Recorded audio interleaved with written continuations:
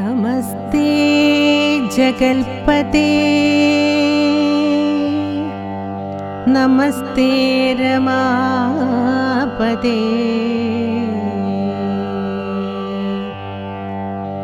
നമസ്തേ ദാശരഥേ നമസ്തേ സതാം പതേ.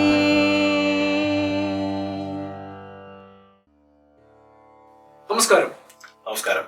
ഇന്ന് കർക്കിടകം 26 യുദ്ധകാണ്ഡത്തിലേക്ക് നമ്മൾ പ്രവേശിക്കുകയാണ്. നമ്മുടെ കൂടെയുള്ള ആചാര്യൻ ശ്രീ ഗോപിനാഥ് പുത്രിക, അദ്ദേഹത്തെ സ്വാഗതം ചെയ്യുന്നു. ഇന്നത്തെ നമ്മുടെ ചർച്ചാ വിഷയം രാവണനും കുംഭകർണനും തമ്മിലുള്ള സംവാദമാണ്. സ്വാഭാവികമായിട്ടും എപ്പോഴും ഉറങ്ങിക്കിടക്കുന്ന കുംഭകർണൻ എന്താണ് രാവണനെ എത്രമാത്രം ഉപദേശിക്കാനുള്ളത് എന്നുള്ള ഒരു വസ്തുത, ആ വസ്തുതയാണ് നമ്മളിത് ചർച്ച ചെയ്യുന്നത്. നമുക്ക് അതിനെക്കുറിച്ച് വിശദമായിട്ട് ഒന്ന് മനനം ചെയ്യാം. വളരെയധികം ആത്മോന്നതി നേടിയ ഒരു വ്യക്തിയായിരുന്നു രാവണന്റെ സഹോദരനായ കുംഭകർണൻ.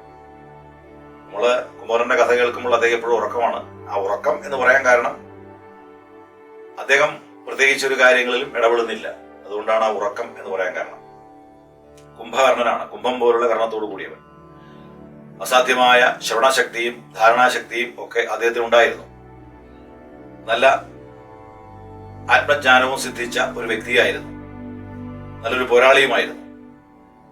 പക്ഷേ ജ്യേഷ്ഠന്റെ ഈ നടപടികളെ ഒന്നും കുംഭകർണൻ അംഗീകരിച്ചിരുന്നില്ല.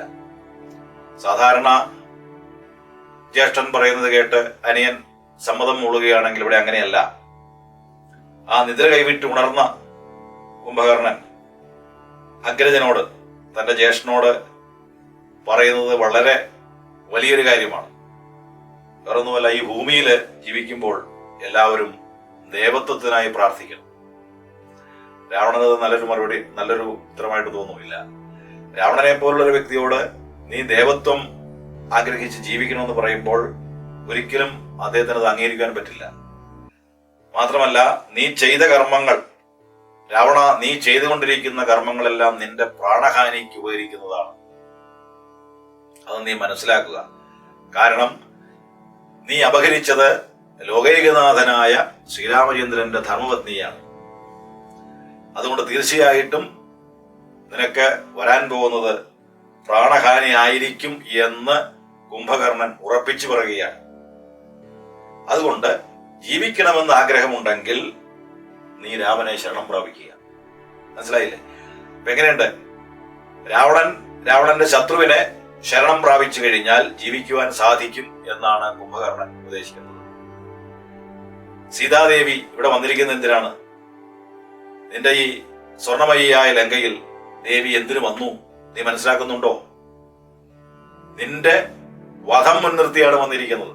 ദേവി ഇവിടെ വന്നെങ്കിൽ ഇന്നോ നാളെയോ രാവണവധം നടപ്പാകും എന്ന് തന്നെയാണ് കുംഭകർണൻ പറയുന്നത്.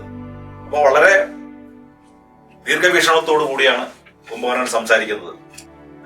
മാത്രമല്ല, കുംഭകർണൻ ഇത്തരം കാര്യങ്ങൾ പറയുമ്പോൾ ചില നല്ല ഉപമകളൊക്കെ ഉപയോഗിക്കുന്നുണ്ട്. മത്സ്യങ്ങൾ രസത്തിൽ മോഹിച്ച് ആ ചൂണ്ടയിൽ കൊരുത്തു കിടക്കുന്ന ഇര മാത്രം നോക്കി ആ ഇരയെ വിഴുങ്ങാറുണ്ട്.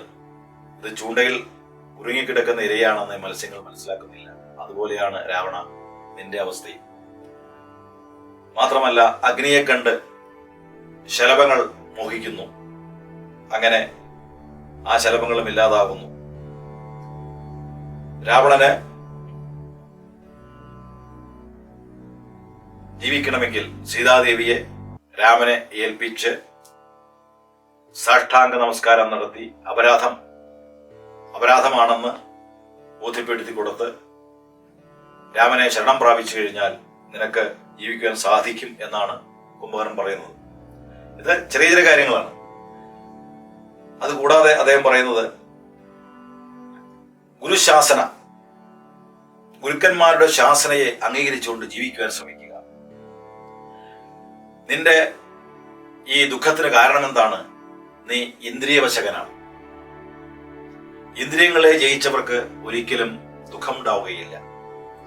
രാവണ, നീ ഇന്ദ്രിയങ്ങൾക്ക് വശകനായി ഭോഗ തൃഷ്ണയിൽ ജീവിക്കുന്നവനാണ്. അത് നിന്റെ നാശത്തിന് കാരണമായി തീരും. അതുകൊണ്ട് ഇന്ദ്രിയ സംയമനം പാലിച്ച് ജീവിക്കുവാൻ ശ്രമിക്കുക എന്നാണ് കുംഭകർണൻ ഉപദേശിക്കുന്നത്. അപ്പൊ ഇതെല്ലാം ശരിക്കും പറഞ്ഞു കഴിഞ്ഞാൽ കുംഭകർണന്റെ ഉപദേശം ഒരു ആത്മജ്ഞാനിയുടെ ഉപദേശമായിട്ട് നമുക്ക് മനസ്സിലാക്കാൻ സാധിക്കും. അദ്ദേഹം രാക്ഷസനാണ്, രാക്ഷസ കുലത്തിൽ ജനിച്ചവനാണെങ്കിലും ആ രാക്ഷസ കുലത്തിൽ പോലും ഇതുപോലുള്ള മഹാജ്ഞാനികൾ ഉണ്ടായിരുന്നു എന്ന് നമുക്ക് മനസ്സിലാക്കുവാൻ സാധിക്കും. മാത്രമല്ല കുംഭകർണൻ തന്റെ നീതിവാക്യത്തിൽ പറയുന്ന ഒരു ഭാഗമുണ്ട്, അതെല്ലാവരും മനസ്സിലാക്കണം. നന്നു നന്നെത്രയും നല്ലതേ നല്ലുകൾ, നല്ലതും തീയതും താൻ അറിയാതവൻ നല്ലതറിഞ്ഞ് ചൊല്ലുന്നവർ ചൊല്ലുകൾ നല്ലവണ്ണം കേട്ടു കൊള്ളുകിലും നന്നതല്ലാതവർക്കുണ്ടോ നല്ലതുണ്ടാകും. വളരെ മനോഹരമായൊരു പ്രയോഗമാണത്. നല്ലതേ കേളൂ, നല്ലത് മാത്രം കേൾക്കുക. നല്ലതും തീയതും, നല്ലതും ചീത്തയും തിരിച്ച് അറിയാത്തവൻ നല്ലതറിഞ്ഞ് ചൊല്ലുന്നവരുടെ ചൊല്ലുകളെ നല്ലവണ്ണം കേട്ട് കൊള്ളാതിരിക്കുമ്പോൾ തീർച്ചയായിട്ടും അവന് നാശമുണ്ടാകും. അപ്പോ നല്ലതറിഞ്ഞ് ചൊല്ലുന്നവരുടെ നല്ല വാക്കുകളെ കേട്ടുകഴിഞ്ഞാൽ തീർച്ചയായിട്ടും ജീവിതത്തിൽ നല്ലതുണ്ടാകും. ആ പ്രയോഗം അങ്ങനെയാണ്, പ്രാസാത്മകമായ ഒരു പ്രയോഗമാണ്. അപ്പൊ അങ്ങനെ ഇത്തരം വളരെ ദാർശനികമായ അർത്ഥതലങ്ങളുള്ള ഉപദേശ സംഹിതകളാണ് കുംഭകർണൻ രാവണന് നൽകുന്നത്. അപ്പൊ നമുക്കിവിടെ ഒരു മനസ്സിലാക്കേണ്ട കാര്യം എന്താണെന്ന് വെച്ച് കഴിഞ്ഞാൽ, അതെ അതെ, കുംഭകർണനെ പോലുള്ള മഹാജ്ഞാനികൾ ഇന്നും നമ്മുടെ കൂടെ ഉണ്ട്. പക്ഷെ അവർക്കൊന്നും ചെയ്യാൻ പറ്റില്ല. അതെ, ഇവിടെ ഇദ്ദേഹം രാക്ഷസ പ്രഭുത്വത്തിന്റെ ആ വലയിൽ വീണിരിക്കുകയാണ്. മഹാജ്ഞാനിയാണ്, ദാർശനികനാണ്, എല്ലാം പഠിച്ച് അറിഞ്ഞിട്ടുണ്ട്. പക്ഷേ ഈ രാക്ഷസ പ്രഭുത്വത്തിന്റെ ആ വലയിൽപ്പെട്ടു പോയത് കൊണ്ട് ഒരിക്കലും കുംഭകർണന് ഈ പുറംലോകവുമായി ബന്ധമൊന്നുമില്ല. അതാണ് അങ്ങനെ ഉറങ്ങിക്കിടക്കുക എന്ന് പറയുന്നത്. അപ്പൊ നമ്മൾ പറയാറില്ല അവനെപ്പോഴും ഉറക്കാണെന്ന് പറഞ്ഞു കഴിഞ്ഞാൽ ഈ നിദ്രയല്ല, വെറുതെ ഉറക്കമല്ല. അവൻ ഉറങ്ങിക്കിടക്കുന്നു എന്ന് വെച്ച് കഴിഞ്ഞാൽ ഈ ബാഹ്യലോകവുമായിട്ട് ബന്ധമൊന്നുമില്ല. ഇന്നും ഇതുപോലുള്ള ജ്ഞാനികൾ നമ്മുടെ കൂടെയുണ്ട്. മഹാജ്ഞാനികളായിരിക്കും, പലതും പ്രവർത്തിക്കാൻ കഴിവുണ്ട്, പക്ഷേ അവരെ ഉറങ്ങിക്കിടക്കുകയാണ്. കാരണം എന്താ? ലോകം അങ്ങനെയാണ്. ഇവിടെ ലോകമാണ്. അവിടെ രാവണന്റെ ലോകമാണെങ്കിൽ ഇന്നും ആസുരീയത നിറഞ്ഞ ലോകത്താണ് നമ്മൾ ജീവിക്കുന്നത്. ഈ ആസുരീയത നിറഞ്ഞ ലോകത്ത് നമ്മൾ ജീവിക്കുമ്പോൾ നമുക്കെല്ലാം കേൾക്കാനേ പറ്റുള്ളൂ. എല്ലാം കേൾക്കും. ഈ ലോകത്ത് നടക്കുന്ന കാര്യങ്ങളെല്ലാം നമ്മൾ കേട്ടുകൊണ്ടേയിരിക്കും. പക്ഷെ നമ്മൾ എത്ര ജ്ഞാനിയാണെങ്കിലും നമുക്ക് ഉപദേശ രൂപേണ ആരെയും നന്നാക്കുവാൻ സാധിക്കില്ല എന്ന തത്വവും അതിൽ നിന്ന് നമുക്ക് മനസ്സിലാക്കുവാൻ സാധിക്കും.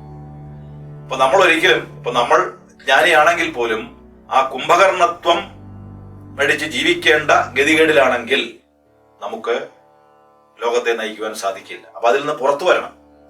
അതിൽ നിന്ന് പുറത്തു വരണമെങ്കിൽ നമ്മുടെ ഭീരുത്വം കളയണമെന്നാണ് പറഞ്ഞിരിക്കുന്നത്. പക്ഷെ മനുഷ്യൻ പലപ്പോഴും ഭീരുവായിരിക്കും. അത് അവന്റെ കുറ്റം കൊണ്ടല്ല, അവന്റെ ചുറ്റുപാടുകൾ അവനെ അങ്ങനെ ആക്കി തീർക്കുന്നു എന്ന് മാത്രം. ഇവിടെ കുംഭകർണന്റെ ആ ഉപദേശം എല്ലാ മനുഷ്യർക്കും പ്രയോജനപ്പെടുന്ന ഉപദേശമാണെന്ന് കൂടി നമുക്ക് മനസ്സിലാക്കുവാൻ സാധിക്കും. ഇന്ദ്രിയങ്ങളെ ജയിച്ചുകൊണ്ട് ബ്രഹ്മചര്യം ധരിച്ചുകൊണ്ട് ജീവിക്കുന്നവർക്ക് ഒരിക്കലും ജീവിതത്തിൽ ദുഃഖം ഉണ്ടാവുകയില്ല. അവരുടെ ജീവിതം സുഖപൂരിതമായിരിക്കും എന്ന് കുംഭകർണൻ രാവണൻ ഉപദേശിക്കുന്നു. പക്ഷെ രാവണൻ ഒരിക്കലും അത് ഉൾക്കൊള്ളുവാൻ സാധിക്കുകയില്ല. അദ്ദേഹം ഭ്രമിച്ചിരിക്കുകയാണ്, ഭ്രമമാണ്. ആ ഒരു ഭ്രമം നമ്മുടെ ജീവിതത്തിലും ഉണ്ടെങ്കിൽ ആ ഭ്രമാത്മകമായ അവസ്ഥ നമ്മളെ എന്നുമെന്നും കഷ്ടാരിഷ്ടതയിലേക്ക് നയിക്കും എന്ന് നാം തിരിച്ചറിയണം. എന്തായാലും കുംഭകർണന്റെ ആ നീതിവാക്യം, കവി എങ്ങനെയാ പറയുന്നത്? കുംഭകർണന്റെ നീതിവാക്യം, നീതി നിറഞ്ഞ വാക്യം.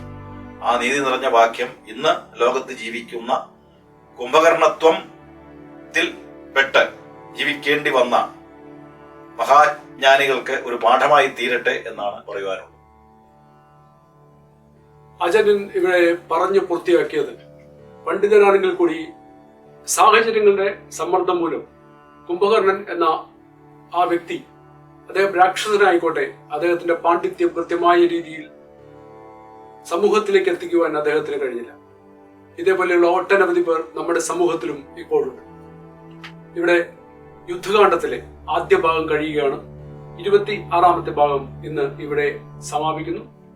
ഇത് കണ്ട എല്ലാ പ്രേക്ഷകർക്കും ഒരിക്കൽ കൂടി ഞങ്ങളുടെ നന്ദി അറിയിക്കുക. നമസ്കാരം.